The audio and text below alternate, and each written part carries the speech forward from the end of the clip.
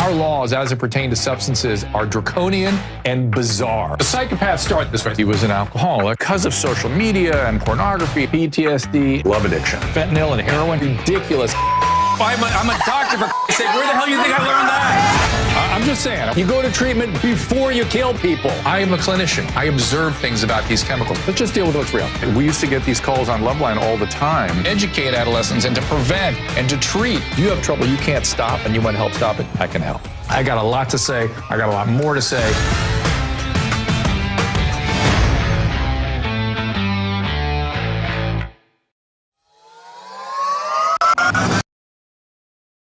Thank you for being here today. A very special day. Dr. Arthur Caplan has come back. Art Caplan, one of my favorite guests. He's the Drs. William F. and Virginia Connolly Mitty Professor of Bioethics at the New York University Langone Medical Center.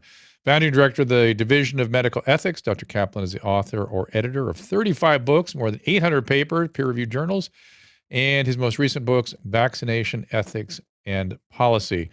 I see you all on the Restream, and I am watching you also over at Clubhouse. We probably will not take calls, so I don't know. Dr. Caplan only has about 30 minutes with me here, but I will be taking some calls, I suspect, after that. So please welcome Dr. Art Caplan. Hey, Drew. Thanks for having me. Very good. It is a privilege, as always. As always. So before we get into some specific questions I have, I'm just wondering if you have any updated thinking. Last time we talked, I think we were talking about mandates and the ethics around that, but has your thinking changed in any way that you sort of think to yourself, I've moved in my thinking for some reason? Yeah, a little bit. I understand that people are getting tired of masks, and I hear it in the debates where I am in Connecticut and the New York area. Some parents are just saying they're done with masks. They don't want to do any more masks. They worry about the impact on the kids' psychosocial development. I don't know that there's much evidence that masking harms kids. Maybe you've seen stuff, Drew. I haven't seen much, but, I trust parental intuition on this a little bit too, in terms of what they see in their own kids. So look, the tool that I think is our best weapon is vaccination. And it's 3 shots, not 2. Haven't changed my mind about that. Does it keep you from getting infected? Not much. Does it keep you from being dead? Yes. And so that's the tool we want to use. I'm also disappointed if we're going to start unmasking, which I think we are, that some people at the CDC can argue about it, but I think that's over. State after state is abandoning their mask mandates. It would be nice if we had more testing. I don't know about the listeners, but I haven't gotten my 4 free tests yet from Joe Biden. Remember the test kits? I applied, nothing here. Yep. I might add, 4 tests would be nice. How about 4 tests a week? I mean, what you really want to do is test people and say, if you're positive, stay home. And you'll protect other people that way, and that's the smart thing to do. We cannot seem to get our act together around tests, so I've tuned up the volume on that gripe. And there's a bit of good news. We have some antiviral pills coming. They're not here yet, but they're coming. And we worked our way out of HIV with pills, not vaccines. We still don't have an HIV vaccine. But if you can get an antiviral pill that knocks out the COVID virus, and that if you take it 5-6 days after, you're positive, that would be a huge breakthrough. And really, I think, when we get that signals light at the end of the tunnel. We're out of this thing. Yeah, I agree with a lot of what you said. I'm trying to stay in sort of an ethical domain. One of the ethical questions I've had is this, what you sort of raised about testing generally. The thing about Omicron is that the rapid tests and the tests you can do in the home are literally all over the place. They are all over the place. They are extremely non-predictive if you're negative, and they're also non-predictive of much if you're positive, except having had the illness. So it worries me that we start relying on these tests that are sort of inaccurate. But it does raise my question, which is we have much more sophisticated tests out there for checking neutralizing antibodies and nuclear capsid antibodies, and really coming up with a spectrum that we could, if we worked at standardizing, we could be able to establish relative immunity from whatever, vaccine, natural immunity. And there's been no movement in that direction. That's been stunning to me. We have the test out there. They've just not invested the time and the energy in sort of coming up with really good tests that we standardize and say, yes, you have a high probability of immunity. No, you don't. Be careful or get another vaccine, whatever it might be. How can we be 2+ years into this thing and not have solid testing? And it's not that the science doesn't exist. It does. Yeah. Part of the answer is Trump. Part of the answer is Trump. He put all the chits on vaccines. It was vaccines. We're going to vaccinate our way out. Didn't spend much on anything else. Biden has done nothing, I think, to accelerate the availability of reliable testing. With the sort of half-baked tests that are out there, what you really got to do is get a positive, 3 in a row, get a negative 3 in a row. You're not going to get much single test. That's why I'm sneering about, what do you mean we get 4 tests each for the next 6 months? Yeah. So morally, I think our leadership let us down here. You need emphasis on vaccine, okay with masking during the heyday of COVID, okay with the antivirals, but let's manufacture them and make sure they're affordable. And let's still make the push on testing. I keep thinking, God forbid, what if we get another weirdo variant showing up here from somewhere of COVID? Yeah. We need tests. Yeah. Yeah, I agree. So you see that same, that's how I sort of see that landscape. I also see an ethical problem in the antivirals, in that they are extremely efficacious. They are available. They are free. The government has already bought them all, and they've just done a terrible job of distributing them. I almost had a patient die because I couldn't get him the antivirals I needed. They just developed a website where you can look at local pharmacies and see who has what. Thank God they have done that, but that is a new thing. To me, that was one of the scandals of this whole outbreak.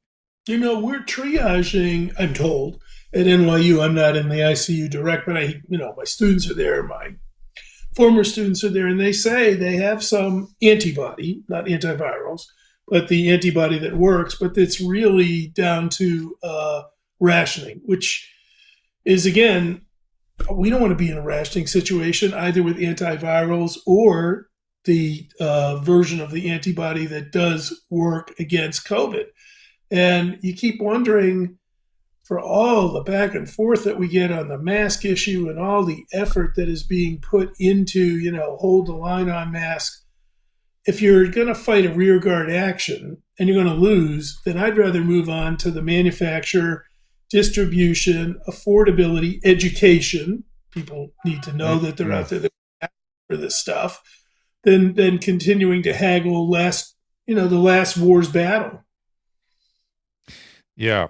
And you mentioned education. That to me is the other magnificent shortfall in this entire thing, that we've just done a horrible job.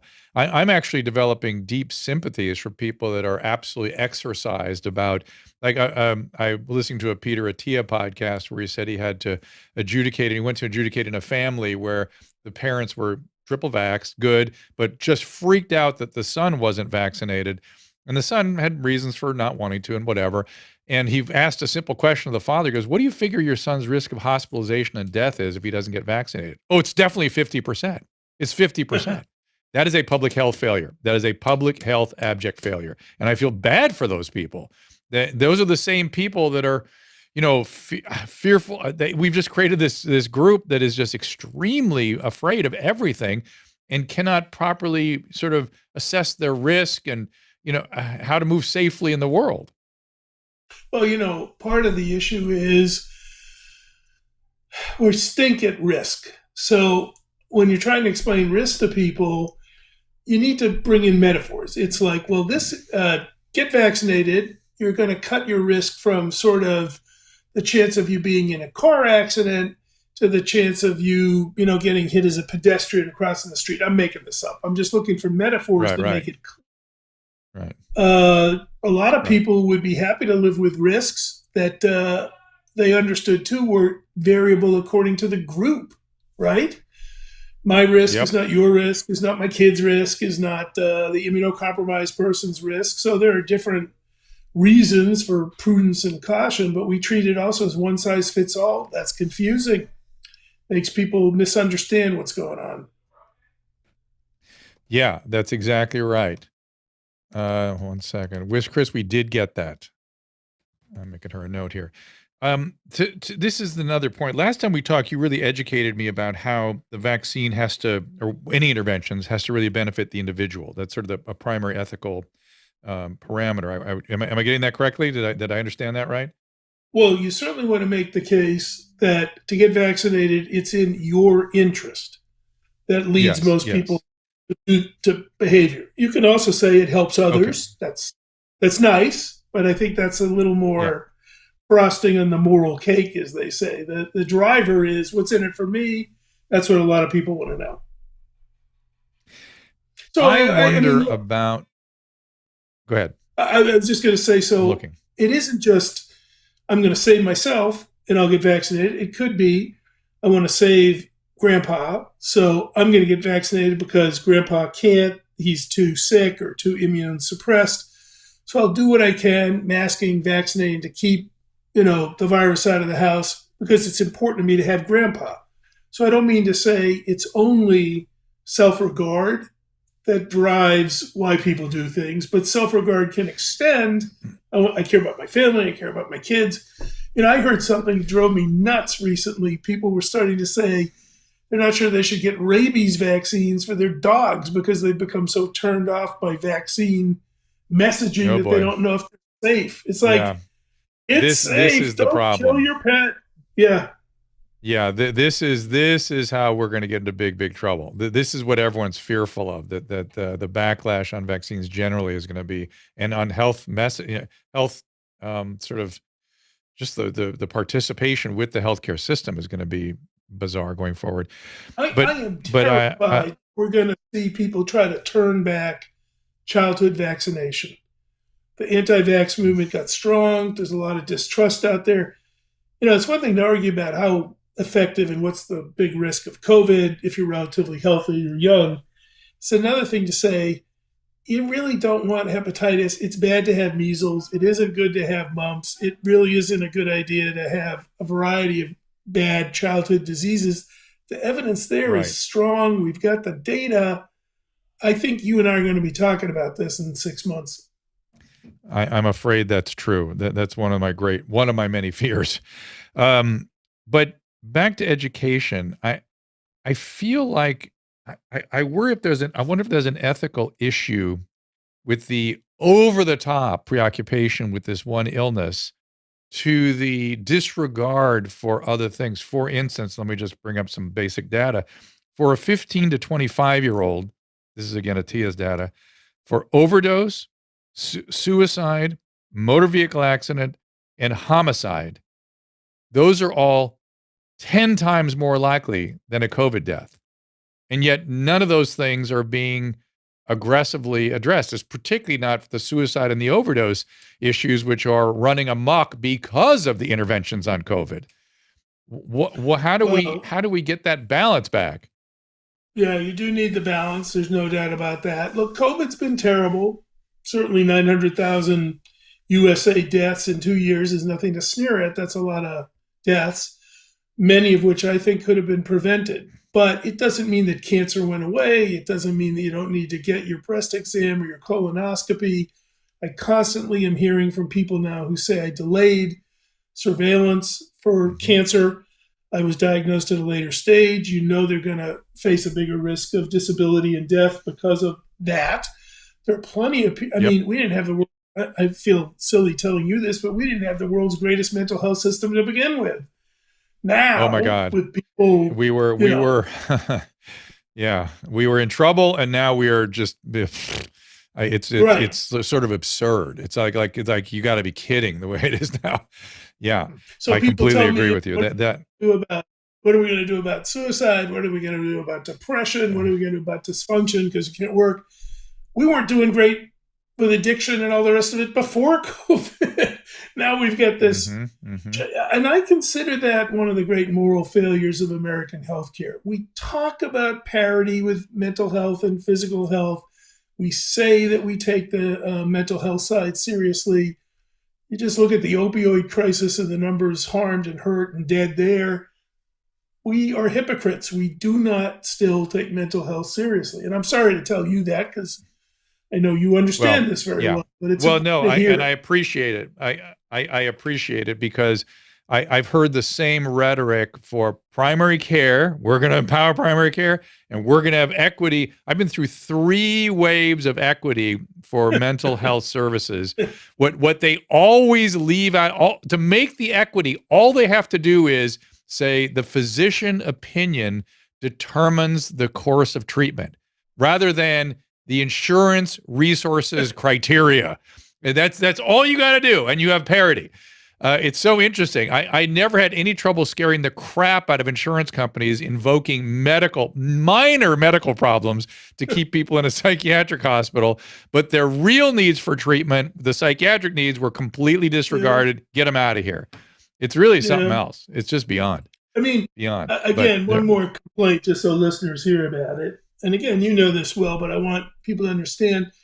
In most situations, you can hold somebody with a mental illness for 48 hours.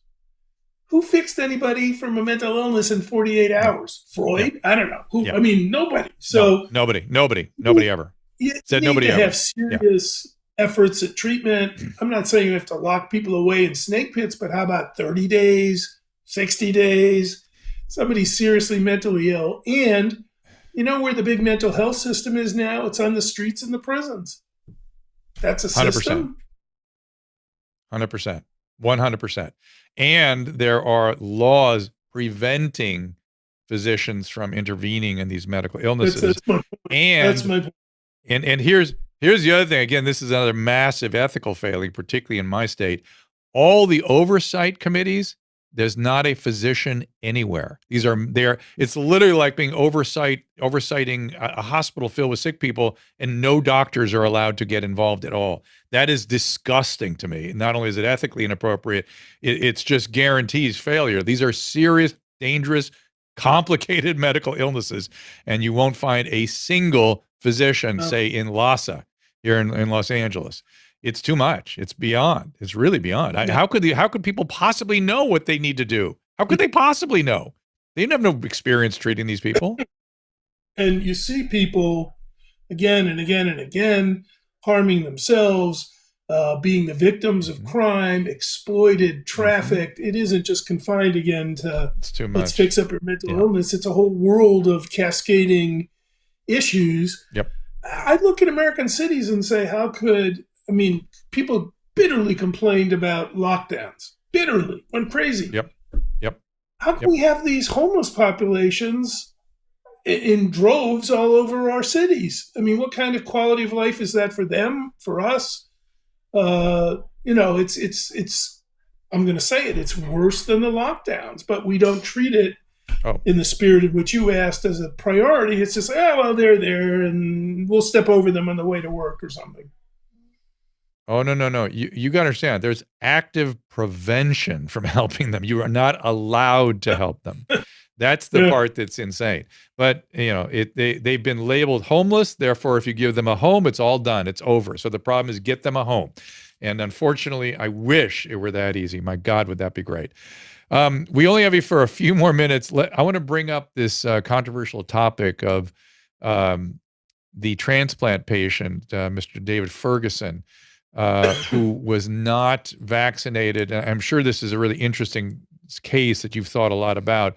I'm wondering how you think about it. And when I think about it, I got to say, I remember back in the days when, for instance, alcoholics couldn't get liver transplants because the assumption was they would ruin the transplant, and they weren't far off. I mean, it's so that we have a long history of having criteria for access to these limited resources we call transplant organs.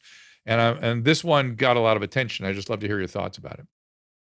So I'll confess, I've been around transplant a long time. I've helped make up some of the rules that we use to allocate. People need to understand organs for transplant exceedingly scarce. There are probably today 9,000 people waiting for a kidney, probably a couple thousand waiting for a heart. There will be many more deaths than transplants on any given day. So you've got a scarce resource. I was drawn to think about it because it's rationing and you got to make hard choices. Everybody should sign their donor card. Everybody should be a willing organ donor. It really makes a difference. But tomorrow morning, we will still not have all the organ donors we need. So we've tried to come up with principles to distribute the organs. And one overall principle is get the best bang for the buck. See who will live most likely if you give them the scarce organ. Try to save the most lives. Try to save the most years of life by transplanting. By the way, that means age comes into the picture. We don't flip a coin between 80-year-olds and 18-year-olds. If you need a heart at 18, you're going to go ahead of the 80-year-old because you have a much better chance of living a longer life with that heart. I agree with that. It's nothing I would disagree with. It's tragic. It's sad for the 80-year-old, but there it is. As you know, too, we also disqualify people because they smoke. Heart transplant programs are not going to take active smokers. They're going to make you undergo some kind of cessation program. If you're abusing addictive drugs, you're not coming in. There are a number of lifestyle things, even basic hygiene, to tell you the truth, because it leads to infections and death post-transplant. You have to take all these medicines to keep the organ working. So in a nutshell, what does vaccination have to do with this?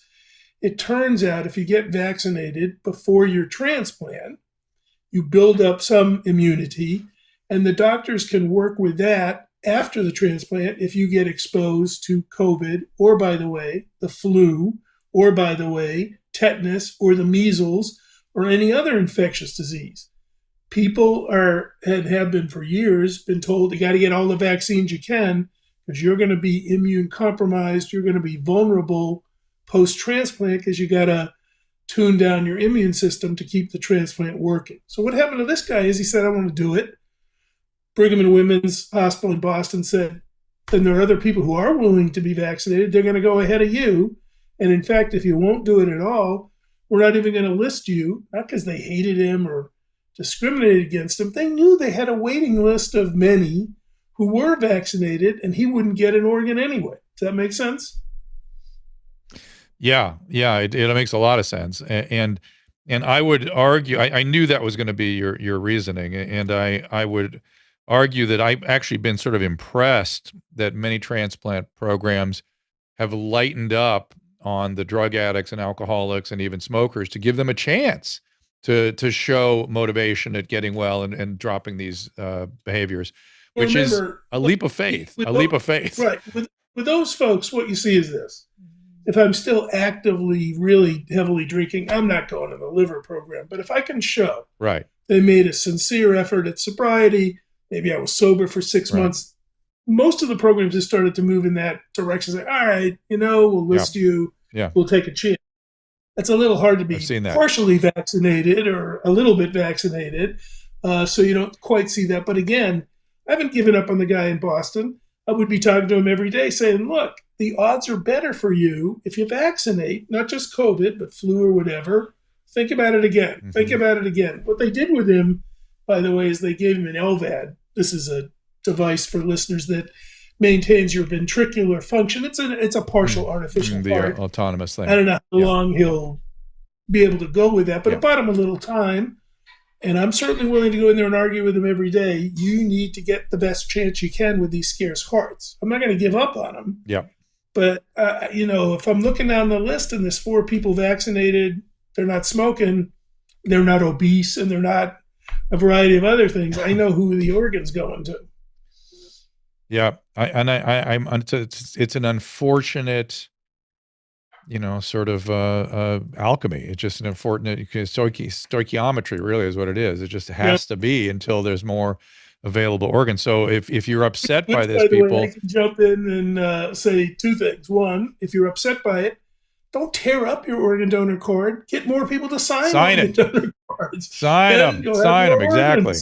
Sign them. Yeah. The other thing is, you know this, Drew. We are trying something at NYU, and a few other places are trying too. We're trying to develop pigs as sources of organs. That's how desperate we are. Genetically engineering these pigs to be sources of hearts and kidneys. And I think that's a pretty desperate path to follow. I don't oppose it. I've been supportive of it as we try it here. Mm-hmm. That's how bad things are. We're trying to use animals to save people. Yeah.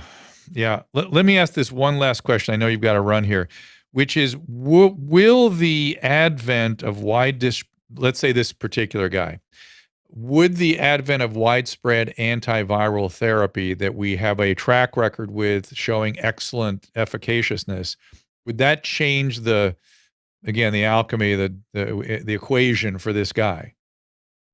100%. So you could move and simply say, I'm not worried about COVID anymore. Or if I have a broad spectrum antiviral and I can kill the cold and the flu or whatever it is, yes. I mean, the point isn't get married to COVID vaccines. The point is get immunity to infectious diseases before we throw you into a situation where you're going to die from infectious diseases at a much higher rate. So if you can do it by antibodies, do it by pills, I don't really care. That makes perfect sense to me. Well, listen, Art, thank you for stopping by. I know you've got to go to another appointment. It's always a pleasure to get a tune-up from you. Thank you so much for having me. Any upcoming publications we should look for? Actually, there's something coming very soon on a subject we'll talk about someday, which is how do we determine racial identity in America? Whoopi Goldberg got sent away for contemplation. And you see the NFL now saying it wants diversity, and it's all over the place. So I've got something coming out soon. I'll send it to you, trying to wrestle with this a little bit. Please. I think there are two areas we've got to really dig in. That is one of them. And the other is the sort of Eurocentric, sort of self-centric view of the world we all maintain, and how to be sensitive to other people's points of view. Really not talk about it, really pay attention. And I've said repeatedly that it was Frederick Douglass, the great orator from around the Civil War, that dropped the scales from my eyes. His if you read his language, you'll all of a sudden understand how our field of vision is a few feet in front of our face, and that's about it. All right. Well, thank you, sir. We'll talk soon, and good luck. Very good. Thank you. All right. And you betcha. And Caleb, I think what we'll do is I'm going to come back and take a bunch of calls. That's my next plan off Clubhouse. Let me look quickly at Restream. I'm going to take a little break. Oh, is there a bunch of, are we getting keyboard tough guys, Toms out there? Are there people that are trolling y'all? I can't quite keep up. Good job on the sobriety there. Okay, it's just Tom being the keyboard tough guy now. Okay, good. We'll keep doing so. And Chris, I hope you heard me say that we got the package, but Susan, you haven't opened it yet, have you? The mermaid dress? No, I was cleaning the garage. Yes. I know. When I brought it in, I saw that. All right, take a little break and back with your calls after this. Since the beginning of the pandemic, nearly 1 in 5 Americans has reported consuming an unhealthy amount of alcohol. Could be you, but only 10% of them are actually getting the help they need. Reframe is a neuroscience-based smartphone app that helps users cut back or quit drinking alcohol altogether. Using evidence-based tools, techniques, and content, Reframe guides users through a personalized program to help them reach their goals. Comprised of daily tasks, a comprehensive toolkit, a community forum, and accountability guides, Reframe is a modern, accessible, and affordable resource that can help anyone looking to reevaluate their relationship with alcohol. Reframe is backed by Harvard University and Emory University Schools of Medicine, and it is ranked the #1 alcohol reduction smartphone app worldwide with over 350,000 downloads. With Reframe, there's no stigma, just science, no labels, just support. To learn more, go to joinreframeapp.com/Dr. Drew. Use the code Dr. Drew for 25% off your first month or your annual subscription. That's at joinreframeapp.com/Dr. Drew. Let's talk about our friends at Hydralyte. I can't say enough about Hydralyte. You hear me talk about them all the time. It gets me through workouts and medical procedures and colonoscopies and COVID. It absolutely contributed to my recovery from COVID. Hydration is key to feeling healthy, and there's never been a time when that could be more important. We're in the height of cold flu season. Every headache has got you testing for COVID. Staying hydrated can keep the questionable symptoms at bay, and there's nothing better than Hydralyte to get it done. Taking their hydration formula one step further, now there is Hydralyte Plus Immunity. It starts with their fast-absorbing electrolytes and adds a host of great ingredients. Plus, each single-serve, easy-pour drink mix contains 1,000 milligrams of vitamin C and 300 milligrams of elderberry extract. Hydralyte Plus Immunity comes in convenient, easy-pour powder sticks that rapidly dissolve in water to make a great-tasting drink that has a 75% less sugar than your typical sports drink. It uses all-natural flavors. It's gluten-free, dairy-free, caffeine-free, non-GMO, and even vegan. Hydralyte Plus Immunity is also now available in ready-to-drink bottles at the Walmart next to the pharmacy, or as always, you can find it by visiting hydralyte.com/Dr. Drew. That is HYDRALYTE.com/Dr. Drew. And be sure to use that code Dr. Drew 25 at checkout for a special discount.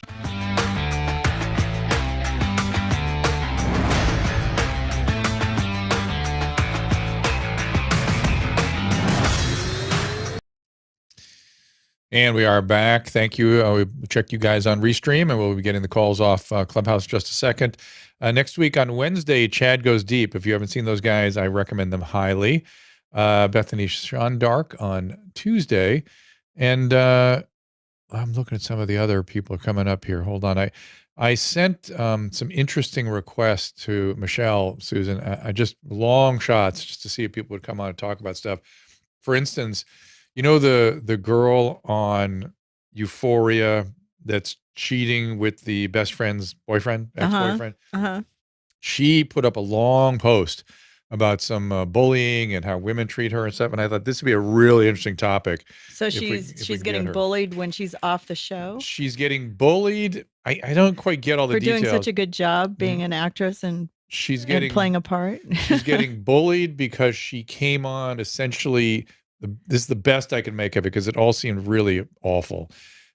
She was getting bullied for no reason from female peers. She came on, she'd had a rough day or something. She came on without makeup and said, look, this is really awful. You shouldn't do this to me. Then a wave of people came in telling her she's ugly. And apparently she reacted to that. And then that created another wave of losers and trolls. And so she, was sort of trying to express... I think she's trying to take the position that women on women acrimony is sort of out of control right now on social media. But I thought, she did such an interesting job on that show. It'd be an interesting person to talk to, right? Yeah, that'd be So great. she's going after Yeah, it's like people are so open with their feelings about, how they feel about you. I forget her name. She plays the Cassie. Let's see. Look it up. Cassie. She plays Cassie. Isn't that the name? Cassie. On Euphoria. And by the way, I cannot recommend. I'm wondering where it's going, that show. I hope they don't end in a bad place. This is she. What's her name? Don't forget to get your Dr. Drew bobblehead at drdrew.com/shop. Use the code Drew and get $5 off. Proceeds go to Hillsides. Thank you for that. We're not talking about Zendaya, who also, one of the questions I have for her is, how do you people maintain that level of intensity across hours of television? It's just like that to me, that's like breathtaking that these performances, all of them, so many of them. Well, I still can't find her name. But anyway, can you eat cilantro? Yes. Not today. I'm prepping for a colonoscopy. I know. Lucky. How are you feeling? Good. Let's get to the phones. Actually, I feel really good. I'm sort of learning better how to do this without destroying myself. Stacy, I think is the name I pulled up there. Let's see if I can get her up. Yeah, Stacy, what's going on? Yay. Oh, she brought up cilantro. I have that gene where it tastes like soap to me. Oof. Oh, that's interesting. Do you know this, Susan? There's a certain percentage of people I know. that cilantro tastes I terrible. love cilantro. I am not that person. And I love Chipotle. But I did that 23andMe or the where you spit in the and they said that I I would think it tasted like soap. Oh, And I you were in said, that that's group. not true. Oh, that's interesting. But they have at Costco, they have cilantro lime shrimp. I was thinking of getting that for Sunday. All right, do it. I'm in. I'm totally in. You I'm two are ordering so my cute. Super Bowl. Everyone's giving us a peek into our life every minute of every day. Come on. Why don't we just run love cameras? it. Why don't we just run cameras in here? Just put a bunch of robotic cameras. They just watch us all the time. Watch me order my food online. Oh my goodness. That's so funny. I feel like I'm listening to my parents talk. It's cute. I mean, I'm a parent too. That's the thing. It's like it's fun. It's listening okay. to you We're guys. old. All right, what's going on? No, I'm 40. I'm old too. Anyway, okay. But you triggered me there with I hate that word, but with the cilantro, because my sister and I both can't eat it. Oh. But and we're married to an Indian and a Latino. Nice. So cilantro is like a part of daily life. Anyway. And you're in Puerto Rico? Is that you? Yeah, that's me. Yeah. Yeah. Okay. So I wanted to say, well, there's a lot of things I could say, but I'm going to go back to earlier in the conversation with the doctor. With regards to the vaccines, I can recall, I wanted to understand. I mean, I can't even go to a dentist right now without my third vaccine where I am. But so I'm going to fly back to the mainland to see a dentist. I'm going to get the third vaccine, but I just haven't done it, and you have to have it. But I remember not being able to work as a nurse unless you got the flu vaccine, or you had to wear a mask for 6 months out of the year. Yeah. But people get the polio vaccine. Like, what is that freak outness? Why are people right so freaked? now? It's really kind of interesting, isn't it? That's a great way to kind of frame this, which is that we know this vaccine works. We know all these vaccines works. I think I think there's kind of two things that we could. I can think of solutions more than I can think of why the freakoutness is so bad. We could come up with more vaccine choices, Covaxin, Novavax. If we had more choices, a lot of the resistant would take it. Now that's not necessarily rational. I understand. And I mean, they were very fearful of the new technology. They were fearful of the pressure that was being applied that didn't feel right to them. But it'd be really easy to educate more appropriately and to provide more options in vaccine therapy. It would be so easy, it seems to me, to really break the logjam a little bit. Can I just add one? I agree. And one more point based on Dr. Caplan's point, like, why are we so focused on this and not focused on the fact that our children are being, like Mate said, like we're traumatizing our children. I know. Well, that was it's like Gabor Mate. Yeah, that's kind of what I was pointing out to him, that there are, in under 5-year-olds, you're 11 times more likely to die in a motor vehicle accident than of COVID.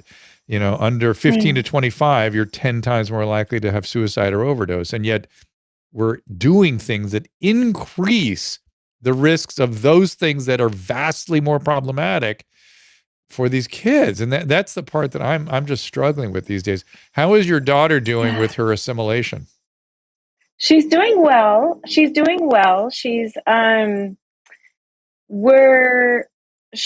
but she's also repeating the same behavior she did in the States, because we were in Florida, which I thought was ridiculous. And now I'm like, whoa, that was not ridiculous. Like, now it's ridiculous.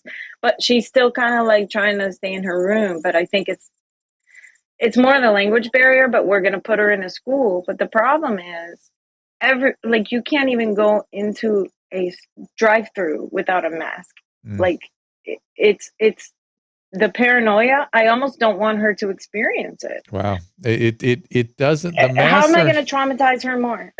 Well, we'll see. As some of these states are now starting to pull back on the mask mandates, we'll see if people start to get more sane with it. Here's if you listen to my interview with Dr. Monica Gandhi a couple of days ago, the data on masks are super clear. They have one utility. They're not good on a mass basis. They don't do the job on a mass basis. They can protect an individual from another person over prolonged contact with an N95 or that whole class of masks. So if you are at risk, if you're old and you want to protect yourself, not other people, it does not protect other people. That's just the way it is. Wear it. but to have the mass mask mandate doesn't stand up to scientific scrutiny. And that's just simply the case right now. So I don't know. I don't know, especially as this thing is falling, and we have antivirals, and we have so many other things we can do. It just is making no sense. So I feel your pain there in terms of what it's doing to the kids. Is that what made you call today? Yeah. Just his comment. Yeah, I was listening in, and he was talking. Just with regards to mental health, and people have so many problems already. And I agree that this is a problem. Coronavirus is a problem. Of course, hurt a lot of people. My mother-in-law. Of course. But I mean, we have to weigh the risk benefit. Right. So you're talking. Were you a nurse practitioner in addition to being a nurse? No, I'm just an RN. Okay. A BSN from. But maybe it's your. But I work. You somehow you were making decisions. I can tell just by talking to you. And that risk reward decision making. Did you work in an ICU or something or ER? Correct. I was a critical care nurse, but I also was a director of nursing for a nursing home that we did a flu. We had to shut down for the But I know what you did in the ICU. I know when you're, you got 12 pressors going and, all the fluid management and the ventilator management, you were making minute-to-minute risk reward analysis, constant. And that makes you very good at that. And someone who is good at that, I'm imagining you're watching the public health officials do no risk reward analysis and it drives you crazy. Yes, sir. Yeah, that's what I Yes, figured. Dr. Mommy. Right. Thank you, James. All right. Yeah. And look for, I think, Susan, is your pod coming up soon with the boys and me?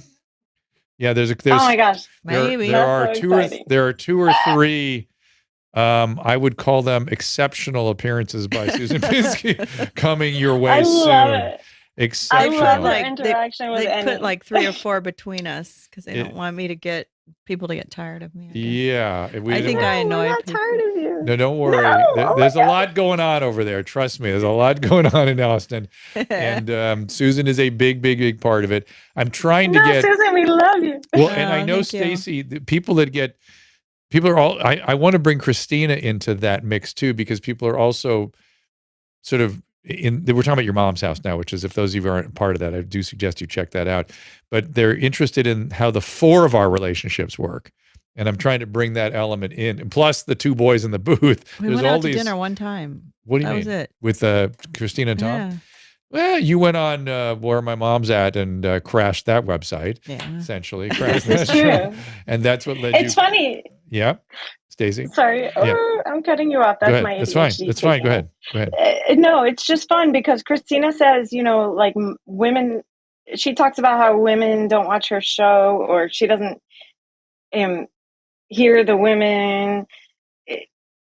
But yes, we love it. It's like makes it free to burp in front of your husband. Like it makes it okay for your husband to burp in front of you, or to talk about or fight bowel issues, or to talk about whatever. Wait a minute. Did you say? Did you say Christina doesn't hear from the female fans? Is that what you said? She talks about how like normal moms don't watch her show. I've heard her say that a couple of times. I think she's being funny. Okay. I've never met. I'm like, my gosh, we're there. I have never met a more enthusiastic group than the normal moms from your mom's house. They really are extremely enthusiastic. And I think it's hard to tell when she's kidding, when she's not. She's so sharp. So but bright. They're in Austin. Yeah. So she doesn't really have guests unless they're in Austin. On Where My Mom's At? Yeah. Well, I'm lobbying to get you in there. No, but I mean, it's just like, I think her shows now are more just her because... Well, she's sort of done what I've done, is she's brought the Booth Boys into her show. Yeah. And so it's interesting. We got to look, this thing is constantly moving and morphing and growing and changing, and that's the great news about it. She needs to continue that. Yeah, continue with the Booth Boys. Like, they're fun. I love the interaction.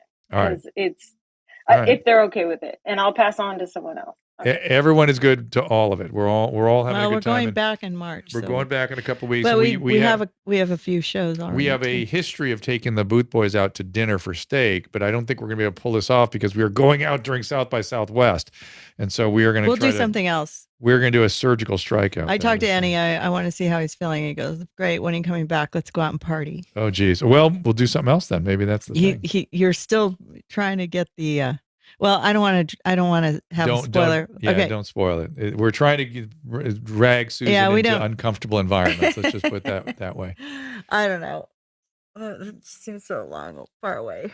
I am trying to bring up KJ2022 2022 if he wants to come in.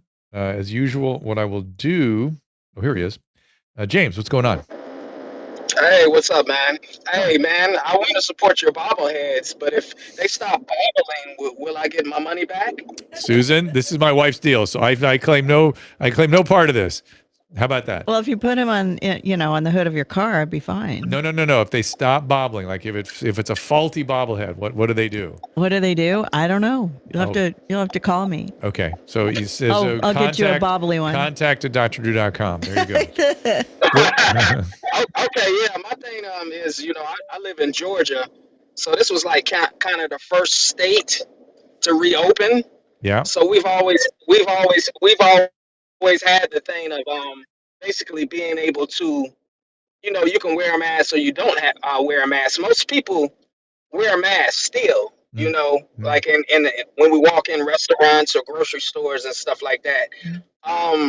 So my question is with you have Pfizer, Moderna, and they have been working on a vaccine. So I guess it's like two questions. One is a lot of people that don't take the vaccine, what I hear is they're scared of what might happen down the road because most vaccines have been, taken 5-10 years or more. Yes. And it has taken another year. So most people are feeling like it might be some type of side effects. Yes, I think that is one of the reasons, which is why, and they will usually point, by the way, are you in Atlanta? Yeah, I'm in Atlanta. Yeah, because we've been in Atlanta a couple times during the pandemic, and we were out at the lakes a couple times also. And if you get out of Atlanta, you don't see any more masks. They just stop. Yeah. They just stop. Yeah. So I am sympathetic to people being fearful of a new technology. I get it. And here's what I would tell them. We have like Covaxin, which is it's an attenuated live virus, and you'll expose your immune system to the whole virus, not just the spike protein, because people will get very worked up about just the spike protein showing up in parts of the body where it doesn't belong. There are ways to educationally address people's fear and concerns about the vaccines by giving them more vaccine options, different technologies, different ways of doing it. And we have just done a horrible, horrible job of addressing that. We have not educated, we have shamed, and we have also not addressed why people don't trust the medical system. There's a lot of good reasons that certain populations don't trust us. Not our fault, not their fault, our fault. And we should be very honest and transparent about that. And transparency is probably the other thing that we do the worst. Lots of transparency might help get us through this. Thanks, James. I got a bunch of calls I got to get to here. This is our buddy Joe. Joe, I haven't heard from you in a while. I'm going to get you up here. And you can also, there you are, buddy. What's happening, man? Hello, Dr. Drew. Hey, How Joe. are you doing? How you feeling? I'm good. I'm doing very well. Just very busy. Hi, Susan. I hope you're having a great day. Thank you. Very busy doing work. Are you didn't leave your job? No. I did. Okay. I'm doing other work. Okay, doing good. Other work. All right, good. So just trying to, and I'm also trying to get out a little bit. Good. Trying to get out a little bit more. Good. So my assignments with my psychologist is to get myself out more. Fabulous. And I've kind of forced myself to work sporting events again that involve crowds. Fabulous. So, but the thing is, I'm going to be wearing a P100 respirator. At least for this season, because, having not been exposed, and we've discussed this already, having not been exposed for 2 years. Yeah. Really into mass crowds. Now, I had a birthday party last weekend that had 11 people. Good. So that was pretty good. So, Joe, how about your other vaccines? Have you had the Pneumovax, Prevnar, flu, shingles, all the rest? No. And first off, at what age do you get shingles? I thought you get shingles when you're like 60. I'm not 60. How old are you now? I'm 41. Oh, you're in your 40s. Okay. So, yeah. Thank you for making me feel old. Well, no, I knew you weren't 60, but sometimes they will give it in the 50s. And I was thinking with your stuff, maybe. But no, not in your 40s. No. Right. Yeah. Right. No. And I I would definitely consider. I would more than likely get the shingles shot because shingles is very, very painful. Yes, it is. It's awful, but I've you still heard. got time. You still got plenty of time. Don't rush that. It's a nasty vaccine too. It's not a fun one. It's a 2-parter. No, right. That's what I've heard. Also, it's not what could be very nasty is colonoscopies, and I wish you all the best with that. Thank you. That's up tomorrow. I'm getting to the point where I almost don't mind this anymore. Let's talk about Drew's butt. I sort of quasi dread it, but I'm getting good at it because I do it every year, and I delayed it this year, and that made me feel good. And you know, I do propofol. I do propofol. It sounds like I do heroin. I've administered. It's the only time he's mellow. I've administered propofol for these events, and it's always a very intriguing experience. It's every time it's the same thing. It's the anesthesiologist, usually somebody I know. We're chatting and goes, "Are you ready? Here we go." Boom, gone. that's it. Just pow, gone. And that's the speed with which that stuff operates just fascinates me. I have to ask you for lots of jewelry when I pick you up. I'm not. It doesn't leave me specifically groggy, Caleb. But I have to ask Susan, is there any chance we could try to get a bobblehead, a Dr. Drew bobblehead that sings the national anthem? Oh my God, you guys. All right, Joe, I'm putting you back in the audience. All right, have a great day. Get out there. I'm While telling it you. vibrates. Thank you. Be around people, thrive, go forth. It's important. It's really important to get out there.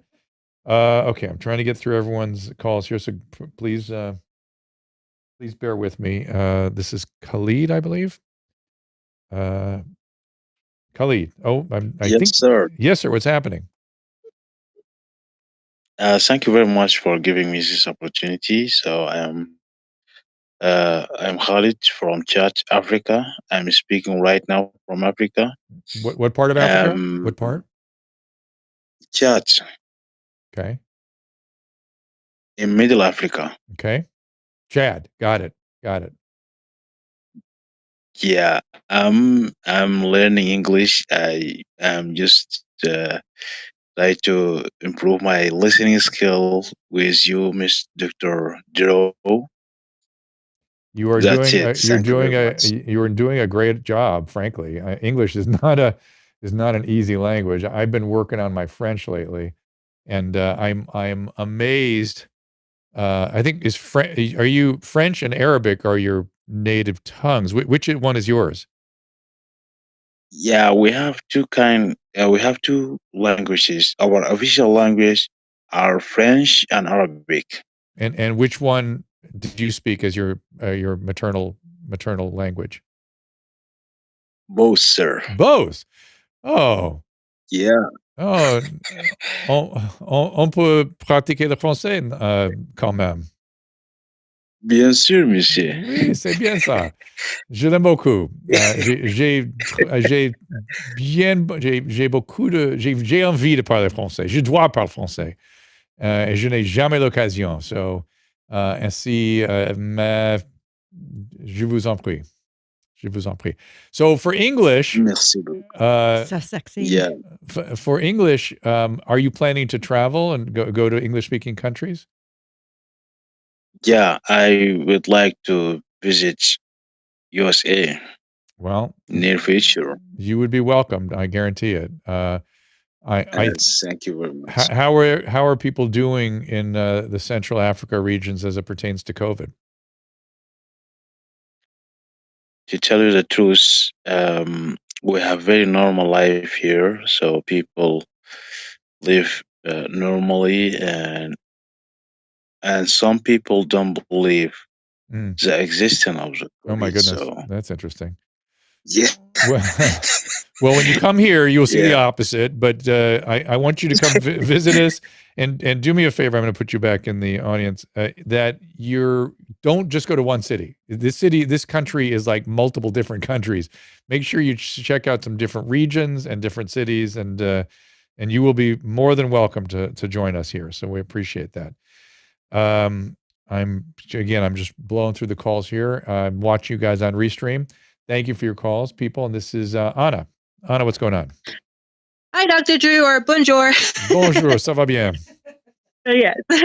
So I just wanted to say thank you for, pushing forward with this stuff and being very pragmatic about the situation. I'm someone who is very struggle with trusting the medical field, even though I do believe there's many good doctors out there.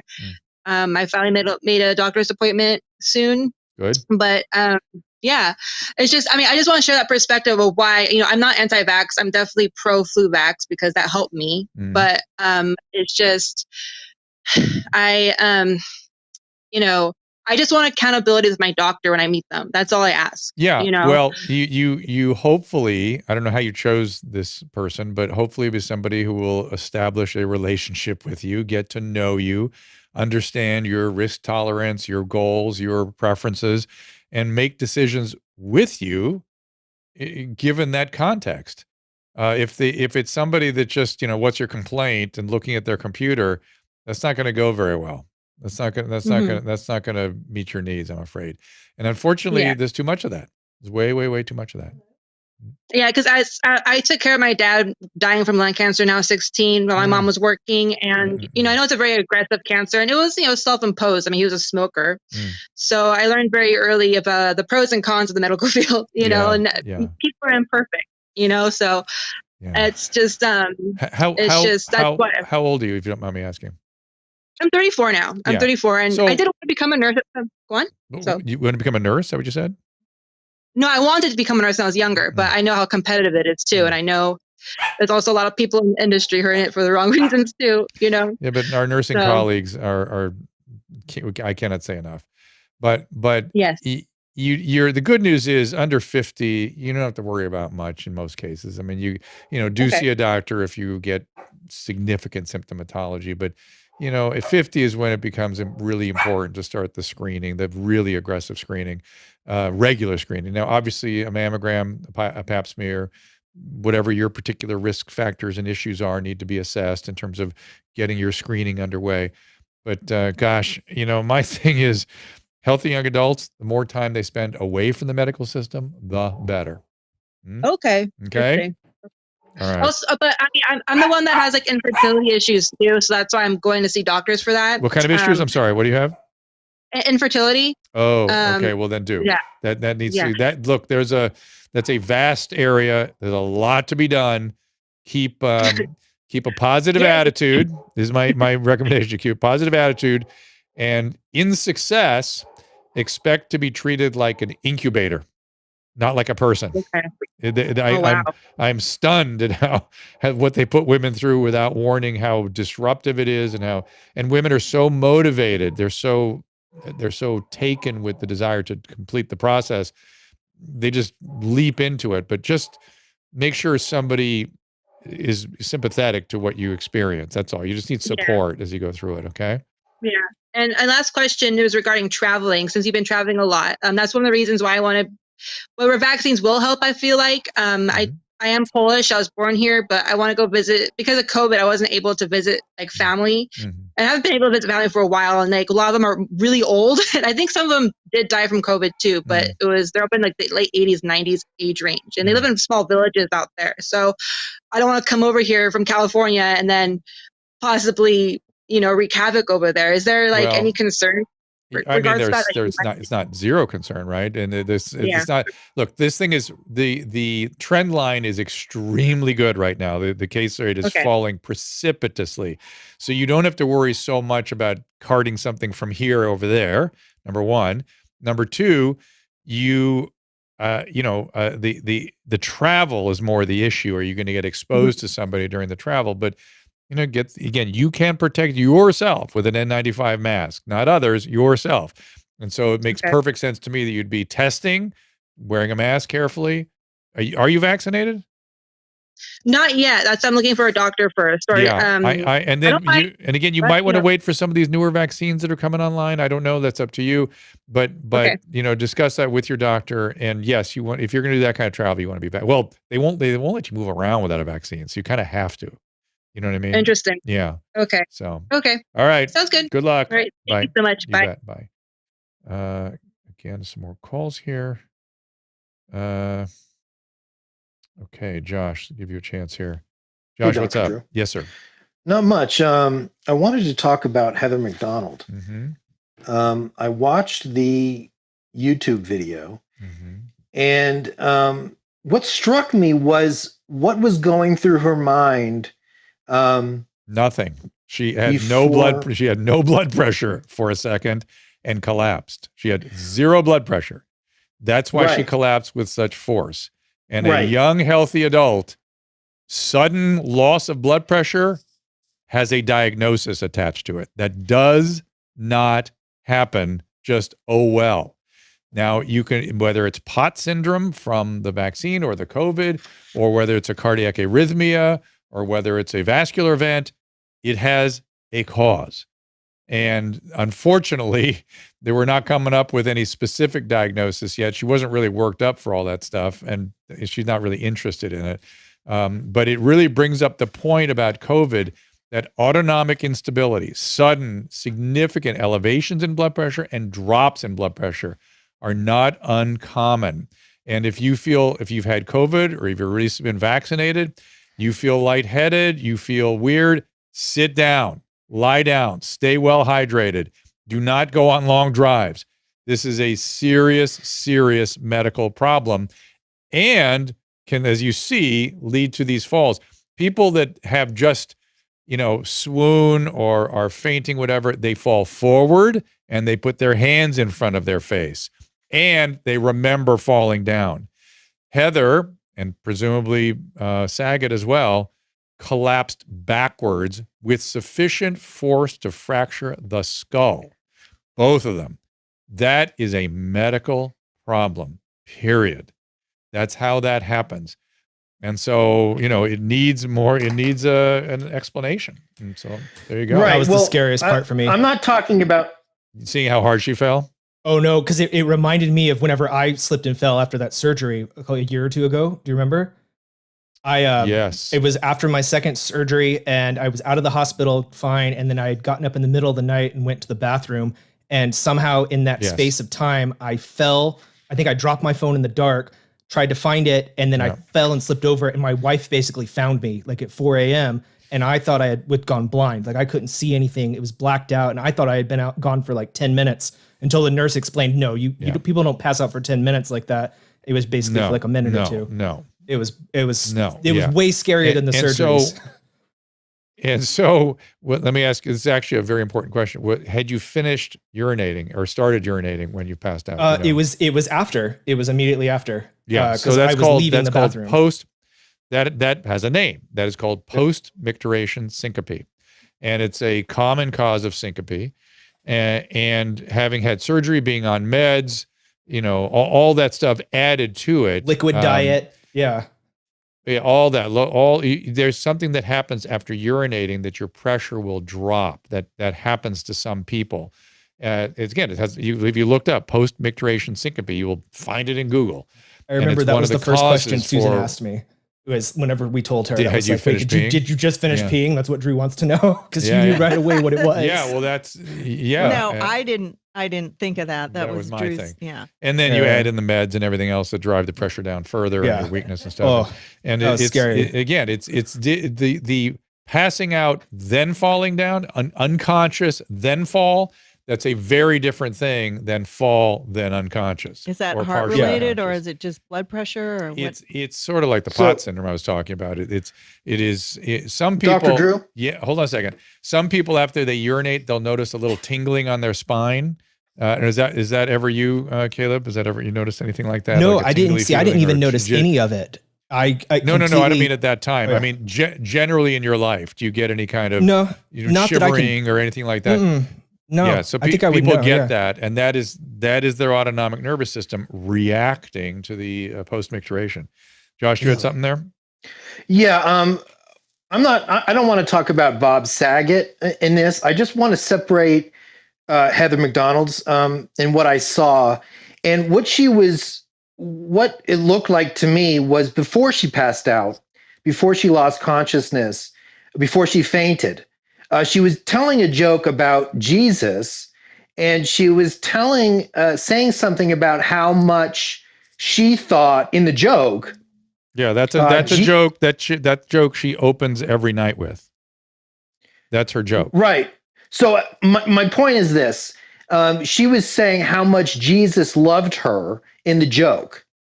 And from my point of view, just seeing a little bit that I saw, I would think that that's more a spiritual experience that led to the fainting. Zero probability, and a dangerous thing to speculate about. If you're not a medical person and you see somebody unconscious and you begin to come up with theoretical frames for diagnosing a condition, that's dangerous. I think Jesus kept her alive, though.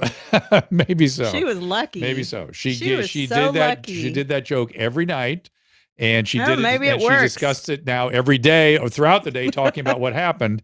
And no, that is. Well, she fainted at the right time. She was in front of an audience, so that they were able to save her. Yeah. I mean, fortunately, it could have gone bad. But if somebody had said, "Oh my God, you were struck by the spirit. How lucky you are," as opposed to took her to the hospital and she was taken right to the intensive care unit. There is no spiritual awakening that ends you in the ICU. That's science. So no, but come on. I think that her spirituality is a good thing. I'm not saying it's a good thing or a bad thing. I'm saying she had a medical problem. But she was making a joke about it. So I don't know. I guess Jesus loves comedians too. Yeah. Osmond. Hi, Dr. Drew. Yeah. So it's kind of a three-part thing. It has to deal with Crohn's and weight loss. Okay. Back in 2019, I decided to drop weight. I was at 290, and I ended up dropping a lot of weight in only 4 months by doing keto and very badly, only eating around 1,000 or so calories. Mm-hmm.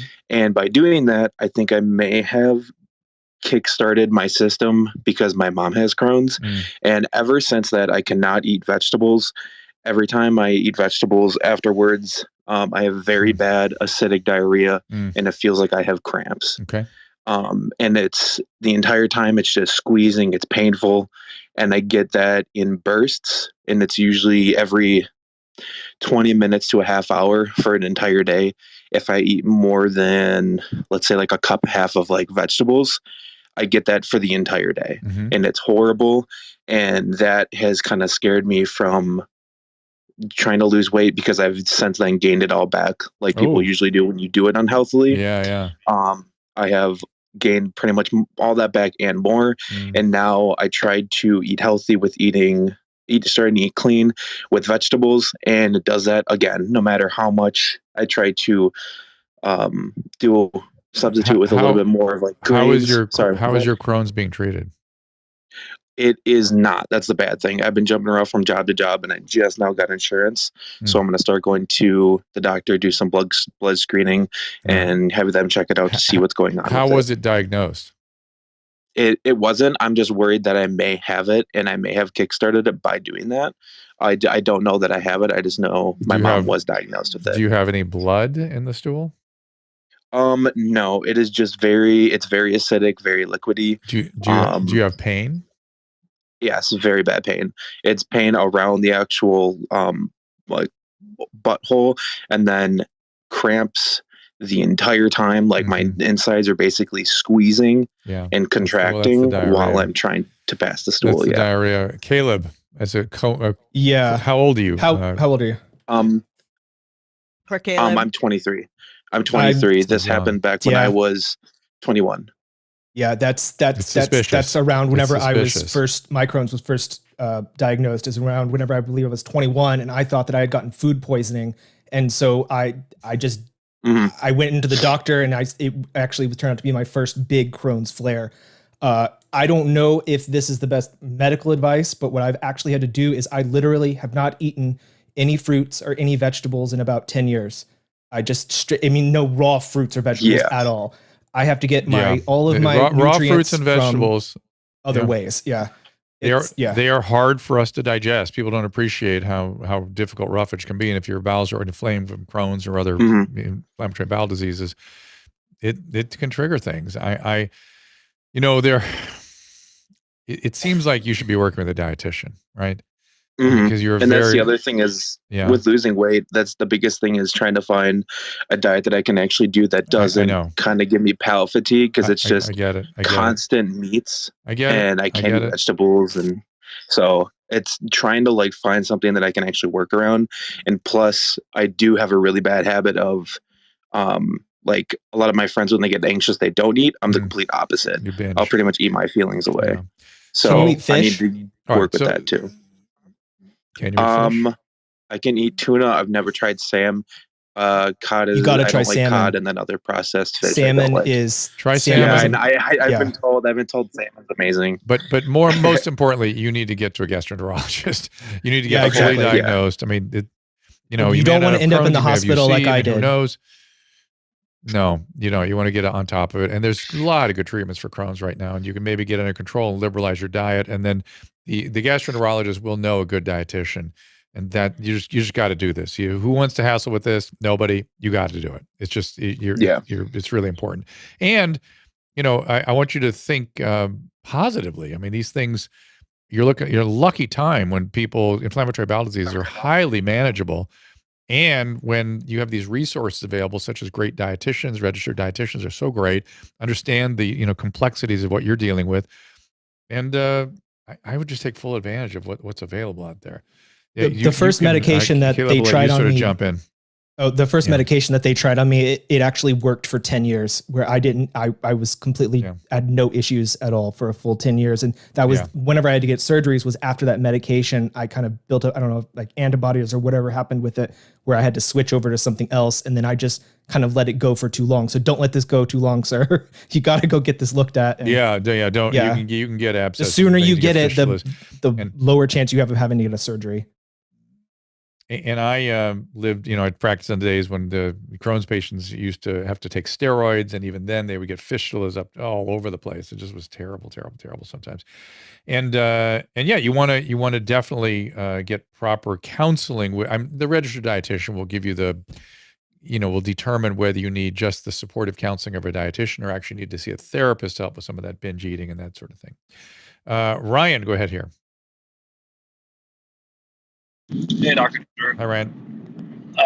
So I was just curious. I had a COVID antibody blood test taken, and it showed like the only values it shows is like if you were negative, and it was like 0.08, and that's obviously you're negative. Right.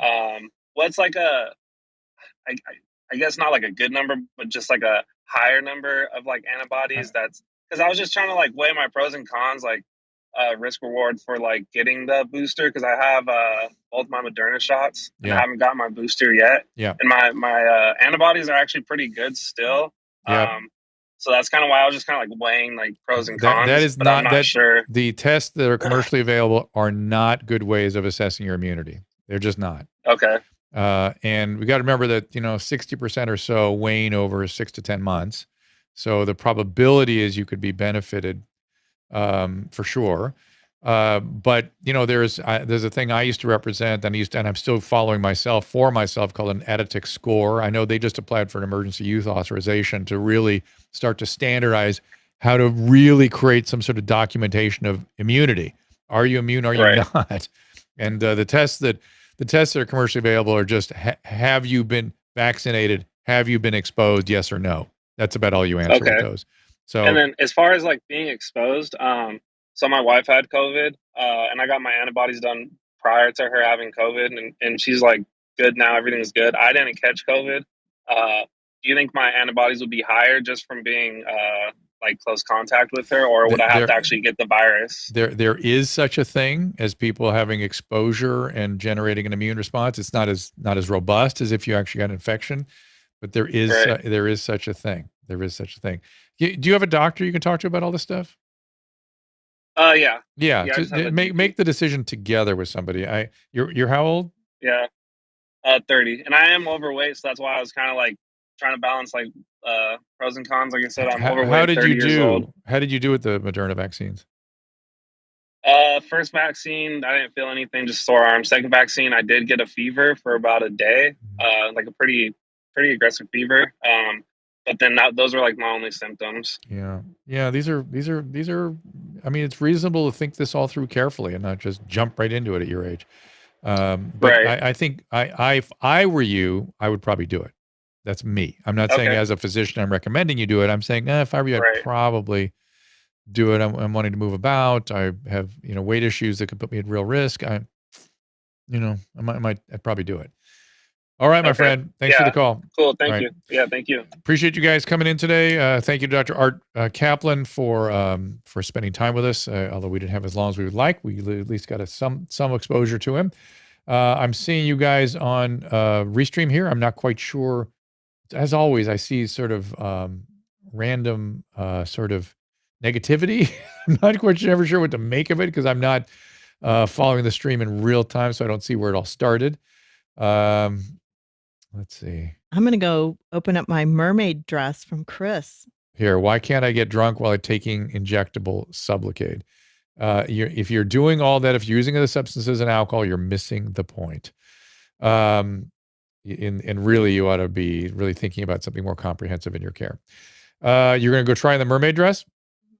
Very good. Excellent. So I'll take a picture for you, Chris. And we'll be back again. I'm going to have my colonoscopy tomorrow. Hopefully that will go uneventfully. And eat Chinese food while you drink liquids. Tonight? Mm-hmm. Congratulations. It's downstairs. Bethany Shondark back on Tuesday. Chad Goes Deep on Wednesday.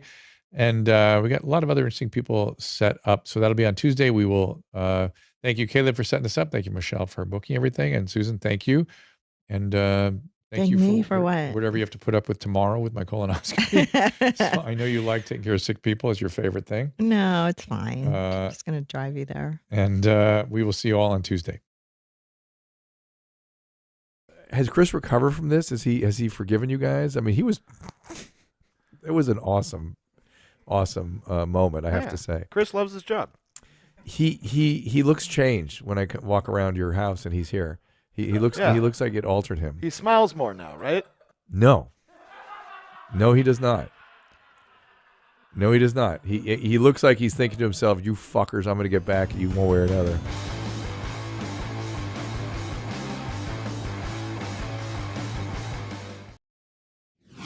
Ask Dr. Drew is produced by Caleb Nation and Susan Pinsky. As a reminder, the discussions here are not a substitute for medical care, diagnosis, or treatment. This show is intended for educational and informational purposes only. I am a licensed physician, but I am not a replacement for your personal doctor, and I am not practicing medicine here. Always remember that our understanding of medicine and science is constantly evolving. Though my opinion is based on the information that is available to me today, some of the contents of this show could be outdated in the future. Be sure to check with trusted resources in case any of the information has been updated since this was published. If you or someone you know is in immediate danger, don't call me, call 911.